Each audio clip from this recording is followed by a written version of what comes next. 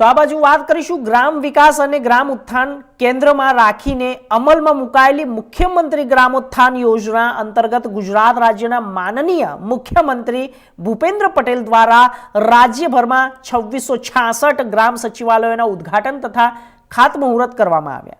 આ યોજનાના ભાગરૂપે ડભોઈ તાલુકાનું છેવાડાના ગામના ઓરડી ગામે ડભોઈ તાલુકાની 34 ગ્રામ પંચાયતોના નવા ગામ સચિવાલય ખાતમુહૂર્ત કાર્યક્રમનું આયોજન કરવામાં આવ્યું। આ તમામ ગ્રામ સચિવાલયોના નિર્માણ માટે અંદાજે ₹8.50 કરોડનો ખર્ચ થનાર છે। કાર્યક્રમમાં ધારાસભ્ય શૈલેષ મહેતાના હસ્તે ખાતમુહૂર્ત કરવામાં આવ્યું હતું। 2666 ગ્રામ પંચાયતના એક ખાતમુહૂર્ત કરવામાં આવ્યું છે, જેમાં ડભોઈ તાલુકાને 34 ગ્રામ પંચાયતોનું પણ એક ખાતમુહૂર્ત કરવામાં આવ્યું છે। અને અહીંયા ઓરડી ખાતે જે ડભોઈ તાલુકાનું સૌથી છેવાડાનું ગામ કહેવાય, એમાં આજે આ તાલુકા કક્ષાનો કાર્યક્રમ રાખવામાં આવ્યો છે।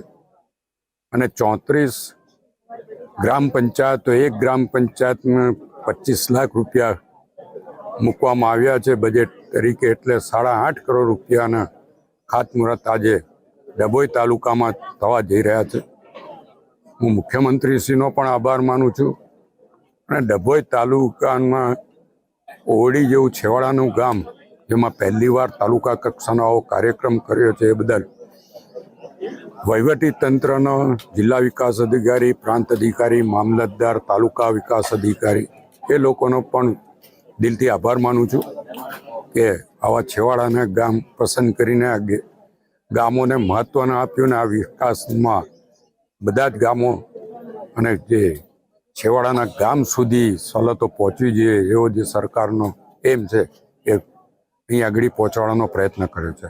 આજના પ્રસંગે મારી સાથે જિલ્લા પંચાયતના ઉપાધ્યક્ષ શ્રી અશ્વિનભાઈ વકીલ, તાલુકા પંચાયતના પ્રમુખ રાજનભાઈ અને જિલ્લા વિકાસ અધિકારી, તાલુકા વિકાસ અધિકારી, પ્રાંત અધિકારી, મામલતદાર સહિત આ વિસ્તારના આગેવાનો અને ચૂંટાયેલા પ્રતિનિધિઓ પણ અહીંયા ઉપસ્થિત રહ્યા છે। ત્યારે હું આ 34 ગામના નાગરિકોને આપના મારફત અભિનંદન આપું છું, શુભેચ્છા આપું છું। અને હવે એક અત્યાધુનિક ગ્રામ પંચાયતો બનશે, જેથી સામાજિક કામો, ખેડૂતોના કામો, નાગરિકોના કામો પણ સહેલાઈથી થઈ શકે। અને કર્મચારીઓ એટલે કે તલાટી, ગ્રામ પંચાયતના કર્મચારીઓ, સરપંચ, ઉપસરપંચ અને ગ્રામ પંચાયત સભ્યોને પણ બેસીને કામ કરવાની સવલત મળશે।